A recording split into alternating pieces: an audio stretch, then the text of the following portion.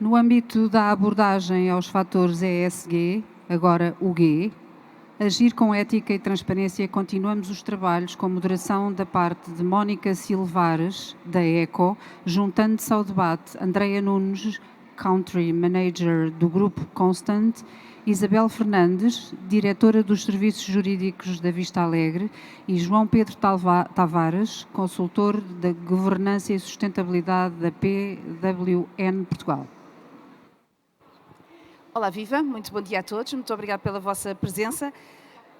Vamos dar início a este último painel da manhã, onde vamos abordar o último pilar da estratégia ESG. Já falámos aqui das questões ambientais, das questões sociais, e vamos agora a este pilar que muitas vezes dizem que é o pilar que é muitas vezes esquecido. Vamos falar da importância da governance nos processos de decisão e vou dar-vos dois exemplos só para perceberem de que é que estamos a falar. O Dieselgate, da Volkswagen, e a utilização indevida de dados por parte do Facebook. São dois exemplos claros de duas grandes empresas, são propositadamente de grandes empresas, para se perceber de como decisões erradas e estratégias erradas podem penalizar financeiramente as empresas, podem simultaneamente ter impactos negativos na sua imagem e, e na própria confiança das marcas. E o que nós vamos tentar fazer aqui ao longo deste painel é demonstrar como isto também a adoção deste tipo de estratégias por parte das PMEs é fundamental na vida delas e eu espero podermos elencar aqui um conjunto de dicas que sejam úteis para todos. Sem mais delongas, passo já à primeira pergunta e Isabel Fernandes, começava por si. Se as empresas querem crescer, obrigatoriamente vão ter de adotar este tipo de estratégias, porque isto não é uma moda que vai passar, certo? Muito bom dia e obrigada. Claramente que não. Isto é uma exigência que veio para ficar e que é transversal a todas as organizações. Obviamente que haverão algumas, as maiores, que poderão ser captadas diretamente dentro daquilo que é o enquadramento legal que possa existir e que lhes possa ser aplicado e, portanto, em princípio as PMEs poderiam ficar um bocadinho mais descansadas quanto ao tema, na medida em que muitas vezes o requisito que decorre da lei não as capta diretamente, mas a verdade é que isto não é só uma questão que decorre da lei. Isto é uma matéria que tem que entrar naquilo que seja uma estratégia de crescimento e de gestão transparente e ética das empresas e que impacta no dia-a-dia naquilo que possa ser uma decisão de alargar ou de expandir para novos mercados, abordar novos clientes, atrair novo investimento.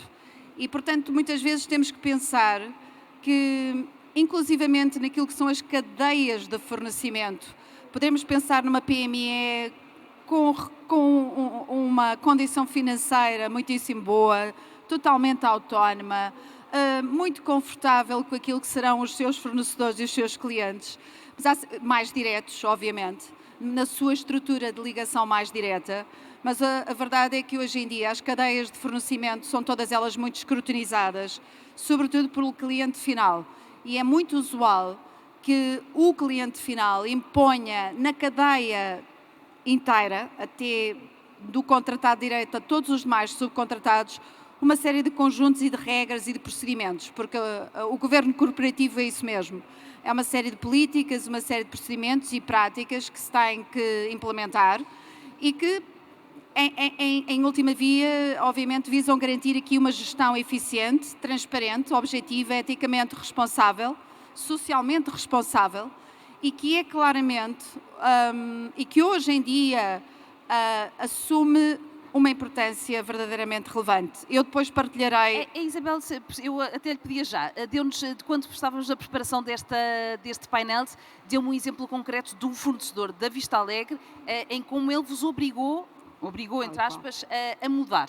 Eu agora vou fazer aqui uma questão provocatória. A Margarida Couto já uma vez me convidou e me deu a oportunidade de partilhar isso. Sim, senhor. Claramente que sim. Na Vista Alegre, portanto, a Vista Alegre tem uma unidade, para quem não saiba, tem uma unidade industrial dedicada a uma multinacional que, em termos de ESG, costuma ser uma referência, que é a IKEA. E o Grupo IKEA, nós temos uma unidade que só faz produtos para o Grupo IKEA. E o Grupo IKEA tem, e isto eu penso que as multinacionais estão cada vez a também implementar isto, e poderá ser uma ajuda inclusivamente para as PMEs de alguma maneira tirarem partido disso. Tem um código de conduta que eles chamam IKEA Way Code e que aborda, é transversal às várias letras do ESG, ou I, ou S ou G, e que no fundo agrega toda uma série de regras que, independentemente dos locais e do mundo onde eles operem, ele é aplicável transversalmente aos seus primeiros fornecedores, mas a toda a cadeia a que esses fornecedores recorram.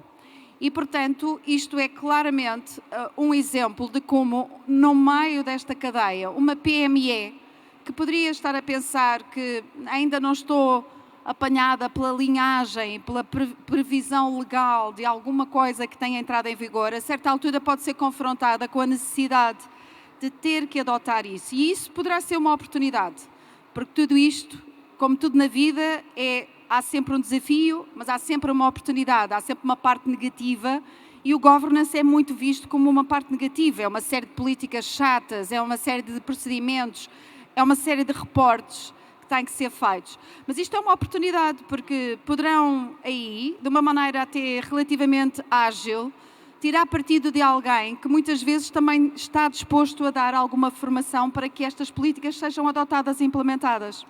Andrea, no Grupo Constant vocês têm cerca de 150 clientes de setores super diversos.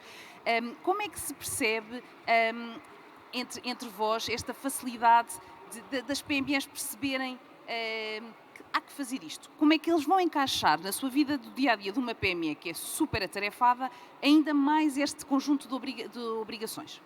Bem, muito obrigada antes de mais pelo convite.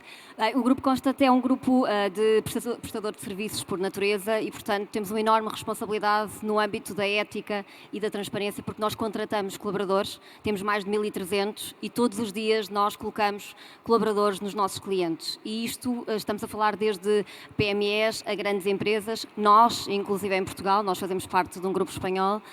Em Portugal começámos por ser uma PME e iniciámos em 2016 o nosso setup. Em 2018 passámos a ser uma grande empresa, porque já tínhamos mais de 250 colaboradores e neste momento somos uma grande empresa a prestar serviços distintos a PMEs e a grandes empresas, com uma enorme preocupação na contratação de colaboradores. Portanto, é uma primeira preocupação no âmbito daquilo que é a legalização dos colaboradores, portanto, toda a questão da imigração, a questão toda do RGPD, o cumprimento de todas as regras da proteção de dados dos nossos candidatos. Portanto, nós temos uma preocupação que vai desde as nossas plataformas de emprego e de ofertas de emprego até depois prepararmos junto dos clientes as necessidades que eles têm diariamente e fazer face às mesmas, cumprindo todas as regras referentes à contratação, à legalização, à imigração, à proteção dos dados dos candidatos e depois também à proteção de toda a informação inerente aos colaboradores.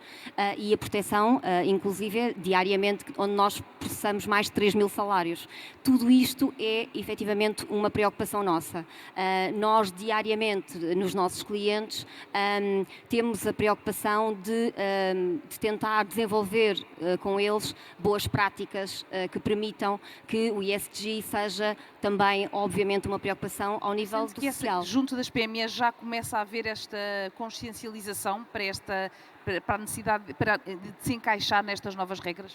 Eu acho que não está no top of mind, não é? Naturalmente, porque na preocupação das PMEs está normalmente o negócio e a preocupação de diariamente fazer face às necessidades que têm e que vão surgindo com todos os desafios económicos que sentimos, todas as questões difíceis de recrutamento de colaboradores, o acesso à banca, portanto, tudo isso são preocupações. Nós, diariamente, o nosso papel é muito proativo nesse sentido. Nós, diariamente, tentamos captar a atenção dos nossos decisores para o cumprimento diário de todas as questões que têm a ver com a proteção dos dados, com a forma como os colaboradores, efetivamente, e como o serviço é prestado, garantindo todas as práticas do ESG. Mas eu acho que não está no top of mind. Tem que passar o microfone. João Pedro Savares, o problema é as PMEs estarem demasiado assoberbadas com o trabalho do dia-a-dia de tentar sobreviver, ou estamos a falar de um problema de mindset, de falta de cultura para a inclusão de questões como a diversidade, as cotas, todas as várias abrangências, porque nós estamos só a falar de questões legais propriamente ditas? Bom dia. Por incrível que pareça, eu estou aqui a cumprir as cotas porque estou em representação da PWN, Professional Women Network, e que é uma organização que procura olhar o mundo do avesso e com isso criar igualdade de oportunidades para todos. E, portanto, não estranhem, mas sou o homem em representação das mulheres também, de alguma maneira. O problema é passar, de facto, no painel anterior falou-se muito de propósito, de missão, de visão, e o problema é, de facto, como é que eu posso inovar e fazer diferente. A diversidade tem um valor enorme para as organizações e eu comprovo isso mesmo. Lembro-me perfeitamente que numa organização onde estive, num processo de inovação, de design thinking, que é uma coisa que hoje em dia se começa a falar muito, estávamos todos a querer inovar, dividimos os diretores em 4 grupos e chegámos todos à mesma conclusão. E todos nós rejubilámos de alegria porque isto representava uma convergência brutal da cultura da empresa. E o formador, desanimadíssimo, olhou para nós e disse assim: de que escolas vieram vocês? Que tipo de carreira têm? Éramos só homens, praticamente não havia mulheres. E ele estava desanimado e dizia: inovação nesta casa é impossível. E era uma empresa de consultadoria chamada à inovação. Portanto, a diversidade é de facto crucial. E se uma empresa, uma organização, seja PME, que não se desculpe por ser pequena, não se abrir, e vimos no painel anterior esse exemplo, não se abrir à inovação, à diversidade, à inclusão, não vai inovar, não vai fazer diferente e vai fazer sempre a mesma coisa. Portanto, este é um tema de governo, o G é uma minúscula no ESG, e eu acho que o G é muito fake G, portanto não há governance, não há cultura, não há inovação, não há diversidade, não há inclusão, não há nada disso. A oportunidade é enorme e eu creio que as PMEs estão chamadas a isso. E podem ir à boleia. Aproveitem e vão à boleia porque o vento é a favor e podem ir à boleia desta grande oportunidade. Isabel, esta diversidade pode ser introduzida exclusivamente via um código de conduta. A minha pergunta é, pode estar muito bem escrito no código de conduta, mas depois na prática, no dia-a-dia da empresa, as coisas não são bem assim. As políticas não é só uma questão de estarem escritas, não pode ser só um tick the box.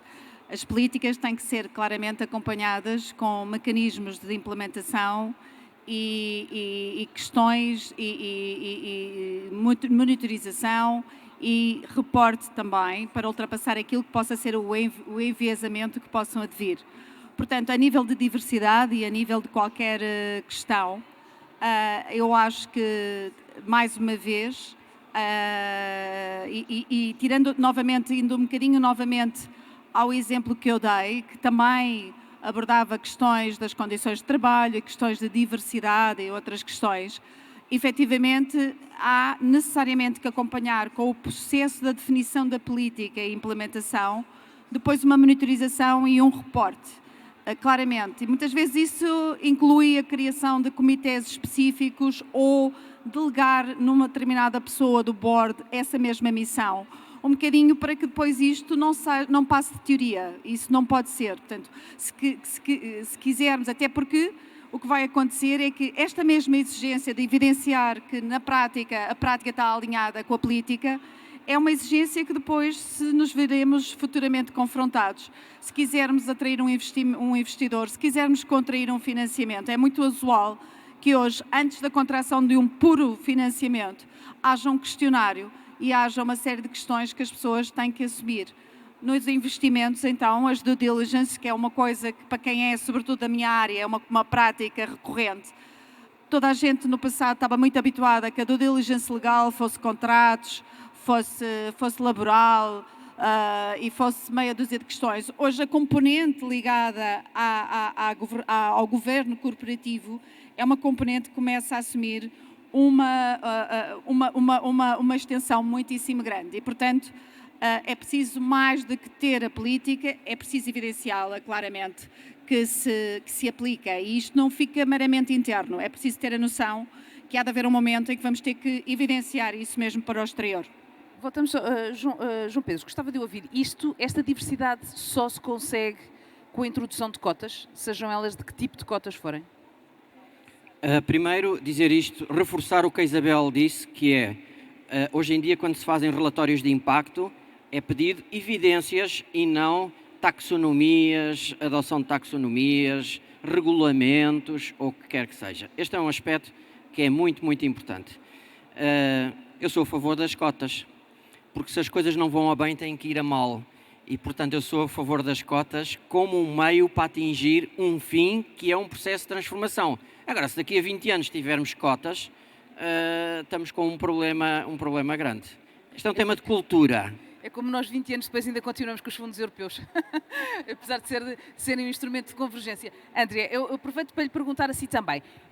Quando uma empresa contacta a vossa empresa para tentar encontrar recursos humanos qualificados para uma determinada posição, eles querem o melhor candidato, não querem cotas, não querem saber se o candidato preenche de tick the box da divergência ou da diversidade que é exigida. É um facto, isso não acontece. Eu tenho 20 anos de mercado em termos de recursos humanos e eu digo sempre que é uma falsa questão. Acredito que existam situações onde isto sucede, mas na realidade os clientes, quando nos solicitam recrutamento, indicam-nos um perfil de competências, nós fazemos uma shortlist, identificamos os candidatos que consideramos que têm melhor perfil e, na realidade, apresentamos os candidatos. Se são sexo masculino ou sexo feminino, eu nunca tive nenhuma situação em 20 anos que me tivessem dito que ou porque seria a mulher receberia menos e portanto o salário seria mais reduzido ou porque sendo homem o salário seria mais elevado. Não é verdade.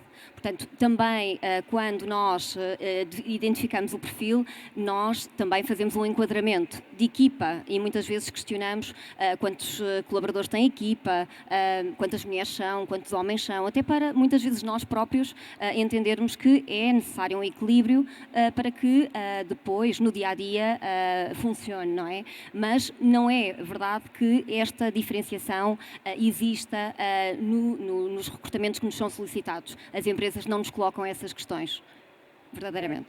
Isabel,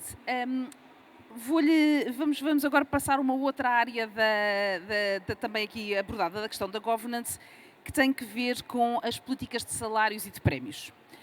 O Expresso, há uns tempos, fez umas contas incríveis em que agarrou-nas, foi ver os relatórios e contas das várias empresas do PSI, agora PSI, antigamente PSI 20, e chegou a esta belíssima conclusão, que a remuneração dos presidentes executivos das empresas em Portugal aumentou qualquer coisa como 47% nos últimos 10 anos. E as remunerações dos trabalhadores tiveram um corte de 0,6%. E a minha pergunta é... isto é literalmente caminhar na condição, em sentido contrário. Como é que um trabalhador se pode sentir integrado num projeto empresarial quando sente que existem estas discrepâncias que, se calhar, até se justificam, não estou a questionar, mas se não existir uma política de transparência que as explique? A matéria das remunerações é claramente uma matéria bastante sensível a nível de governo societário e inclusivamente as recomendações ao nível do Instituto Português de Corporate Governance e do Código de Corporate Governance vão no sentido, cada vez mais, da maior transparência. No caso da Vista Alegre, a Vista Alegre é uma empresa cotada. Portanto, sendo cotada em bolsa, obviamente que desde logo é abrangida, desde logo por uma série de regulamentação nesse sentido. Claramente que aqui, obviamente que essa notícia não pode ser vista assim. É óbvio que um gestor, até pela responsabilidade daquilo, poderá naturalmente ter um salário superior àquilo que é um outro colaborador. De qualquer maneira, tem que haver um alinhamento, e isso é que é fundamental.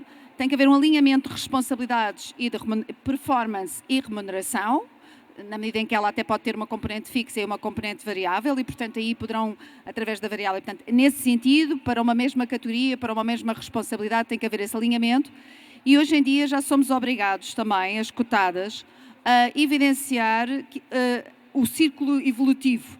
Ou seja, haver aqui, e já nos pedem, e é uma informação que é colocada naquilo que é o relatório do Governo de Sociedades que preparamos todos os anos e que divulgamos no site da Vista Alegre, no site de qualquer uma cotada ou empresa do Estado, portanto essas são necessariamente obrigadas a fazer isso, em que se evidencia que aquilo que é a progressão do salário está alinhado entre colaborador, atendendo àquilo que é a sua categoria, a sua responsabilidade e também a gestão. Nós, no nosso grupo, não temos tido grande desalinhamento nesse sentido, provavelmente porque também a gestão não ganha aquilo que provavelmente se está a basear e se está a ter por referência em termos de notícia, e tentamos claramente a desalinhar, como todos nós sabemos. Hoje em dia a Vista Alegre está claramente muito mais alinhada com o que esteve no passado. Também hoje em dia a Vista Alegre se impõe muito mais obrigações de disclosure nesse aspecto. Eu acho que tem que haver aqui uma política, aí está, o governo corporativo é isso mesmo. Tem que haver um alinhamento claro daquilo que é o interesse societário com aquilo que são os interesses dos diversos stakeholders, sejam eles acionistas, sejam eles colaboradores, sejam eles o que forem. Portanto, e isso é uma coisa que temos presente e, portanto, nós aprovamos sempre a nossa política de remunerações a nível de acionista e, portanto, tentamos ter aqui transparência e equidade. Sim. João Pedro Tavares, como é que, ao nível de uma... É óbvio, estas contas que o Expresso fez foram possíveis de fazer porque, lá está, as cotadas são obrigadas a prestar contas, nas PMEs não é tanto assim. Como é que se pode lidar ao nível de uma PME para garantir a transparência que deixe toda a gente confortável e sentir que há justiça social e salarial na empresa? Ou que a política que é seguida é percepcionada por todos corretamente? Primeiro, é uma questão de transparência e de publicação. Segundo, o maior tecido empresarial que temos em Portugal são PMEs. Muitas delas são familiares. Confundimos o papel do líder com o papel do dono. Portanto, há aqui muitos aspectos a tomar em consideração. Esses números não me chocariam se a base da pirâmide salarial ganhasse bem. Não me chocariam. O problema aqui está na baixa do salário médio em Portugal, que se aproxima do salário mínimo. O salário mínimo em Portugal está a subir, é 70% do europeu, mas o salário médio é 50% do europeu. Portanto, nós temos que reformular por completo a nossa cadeia de valor, a nossa economia e temos que fazer aqui uma reformulação total. No entanto, temos um desafio. Portugal é um país com desigualdades salariais significativas. E esse, noutro papel que eu tenho, que é a Associação Cristã de Empresários e Gestores, é um tema que queremos endereçar. Como é que vamos diminuir essas desigualdades, fundamentalmente subindo a base da pirâmide? Andrea, quando nesses processos de seleção, nos vários processos de seleção que vai fazendo ao longo do tempo que o grupo vai fazendo, normalmente a questão salarial é a questão determinante no processo de seleção? Atualmente é determinante, ainda mais do que foi no passado. Estamos com uma taxa de desemprego que ronda aos 6%, o que quer dizer que não existem, o talento é escasso. E, portanto, o que anteriormente era um processo de recrutamento com imensas respostas e com imensos candidatos disponíveis, com uma resposta imediata àquilo que eram as ofertas de emprego que nós tínhamos, atualmente isso não acontece. Portanto, existem muito poucas respostas de recrutamento de candidatos e, portanto, o search direto é obrigatório. Portanto, nós o que fazemos é a identificação mapeamos os candidatos, ou seja, avaliamos o setor de atividade da empresa, avaliamos avaliamos qual é o perfil de competências que nós procuramos, utilizamos naturalmente muito o LinkedIn, que é hoje a melhor plataforma de recrutamento de sempre e, portanto, sem dúvida nenhuma, mapeamos e identificamos os candidatos, abordamos-los e propomos o projeto. E, portanto, como são tantos projetos atualmente que estão disponíveis, nós temos um papel ainda mais difícil, que é de convencer os candidatos de que os projetos têm futuro, não é? O que antigamente não era assim, não é? Neste momento nós temos que os convencer de que os projetos são interessantes, que têm futuro, e na realidade nós já não recrutamos por um valor identificado, é uma expectativa salarial. E, portanto, há um range salarial que o cliente nos indica, as empresas indicam-nos um range salarial e nós, dentro daquilo que é esse valor, identificamos a expectativa salarial dos candidatos e apresentamos aos nossos clientes. E, na realidade, os clientes contratam pelo perfil, já não é sequer pelo valor do salário. Porquê? Porque em muitos dos casos são perfis muito escassos, que não existem disponíveis no mercado e, portanto, eles têm que aceitar aquilo que o candidato, porque está a trabalhar, porque normalmente ele não está no mercado disponível e, portanto, o candidato aí tem, obviamente, um poder que não tinha anteriormente e, portanto, ele pode definir quais são as regras do jogo e define as regras do jogo e, portanto, o salário hoje deixa de ser uma limitação porque as empresas veem-se obrigadas a contratar e porque sabem que para cumprir todas as políticas de ESG têm que ter pessoas competentes. Não é possível que não seja assim. E estas questões do ESG funcionam ao contrário, ou seja, quando as pessoas que vocês escolheram voltam a abordar-vos a dizer, olha, esta empresa para mim é uma decepção, acho que não cumprem os critérios de transparência, sinto-me discriminado e, portanto, quero mudar de sítio. Isso também acontece? Também acontece, principalmente nas gerações mais jovens. Portanto, sim, acontece, está provado que mais de 66%, principalmente dos jovens que procuram um novo emprego, dão valor à implementação de políticas de ESG.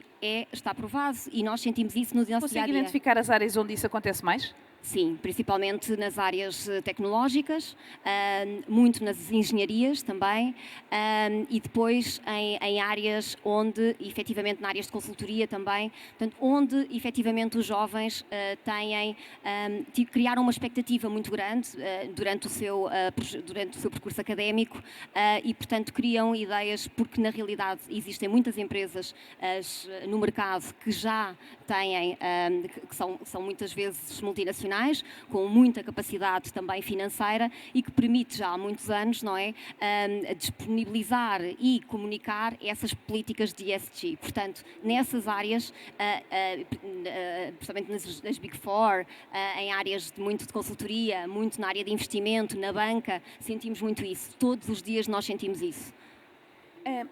Isabel, falou-nos há pouco, no início na primeira pergunta que lhe coloquei, que isto também poderia ser uma oportunidade para as PMEs. Uma oportunidade, por exemplo, e estávamos a ter essa conversa ali à margem antes de começarmos, resulta, por exemplo, de garantir uma boa sucessão em empresas familiares. Quer explicar como é que a introdução, se calhar, de um terceiro elemento garante, de facto, o sucesso dessa sucessão? Não há dúvida nenhuma que é muito comum, quando se pensa em regras do governo corporativo, pensar as PMEs não têm estrutura, isto é um custo adicional, as pessoas não têm sensibilidade. Eu acho que, sinceramente, há aqui uma cultura organizacional e um mindset que tem que ser alterado. E, realmente, eu, apesar de ser o grupo, a Vista Alegre integra-se no grupo Visa Beira, que é um dos grandes grupos no tecido empresarial português, não há dúvida alguma, mas tem uma característica muito específica. Para além de ser multissetorial, que é outra característica que não é muito usual, e atividades totalmente dispares, continua a ter um sócio fundador, portanto é claramente um grupo com base familiar. E, portanto, também nós sentimos, numa escala completamente diferente, esta necessidade de mudança de cultura organizacional e do ADN. Efetivamente, as regras do governo corporativo trazem aqui a necessidade de ter aqui transparência, ter aqui a definição muito clara do que é que são competências e responsabilidades entre os vários órgãos, e as PMEs são muito concentradas, portanto, propriedade, gestão, é tudo muito concentrado. E esta ideia de propriedade e sucessão, tudo muito num seio familiar, muitas vezes é claramente, cria aqui um cerco impeditivo de trazer para dentro regras e, portanto, esta dinâmica de regras e políticas, não só na adoção de decisão, como depois na sua implementação e, posteriormente, no seu reporte, é qualquer coisa que é uma dinâmica completamente diferente. A verdade é que, muitas vezes, o que acontece a estas PMEs é que esta questão familiar e sucessória, a certa altura, cria questões adicionais no sentido de futuro, da sustentabilidade da empresa, traz para a mesa muitas vezes questões familiares que em nada convivem com aquilo que seja um negócio sustentável e financeiramente maduro e com bons resultados.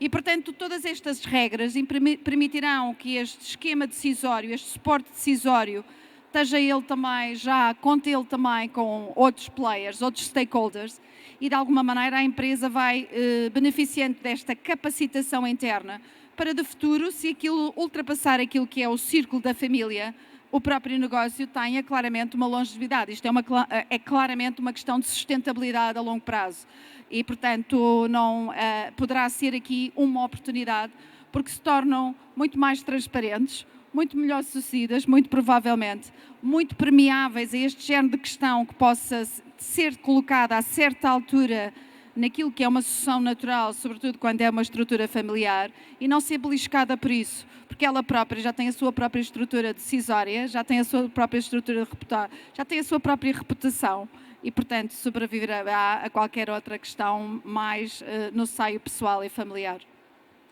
Queria acrescentar uma coisa neste... Não, mas assim, a pergunta é para si. Pensei que queria acrescentar aqui alguma coisa. Tive o cuidado de procurar e a Standard & Poor's Global identifica qualquer coisa como um conjunto de 4 indicadores que as empresas devem seguir nestas estratégias de ESG. Uma tem que ver com a estrutura e a fiscalização, código e valores, transparência e reporte, ciberriscos e sistemas. E a pergunta que eu lhe fazia é, porque sei que também já esteve na Accenture, na Stone Harbor, portanto tem aqui algum track record nestas questões mais internacionais. Para uma PME, qual é que deve ser a área que deve atacar em primeiro lugar para ter uma estratégia de ESG de sucesso? Primeiro deve olhar e ver de que forma é que uma estratégia de ESG se transforma numa oportunidade e não num custo. E há situações em determinadas indústrias, economias, onde pode ser um custo muito significativo. Segundo, deve abrir-se àquilo que se chama o ecossistema da sua cadeia de valor, seja de fornecedores, seja de clientes, e perceber como é que pode criar pontes e não trabalhar de forma absolutamente isolada.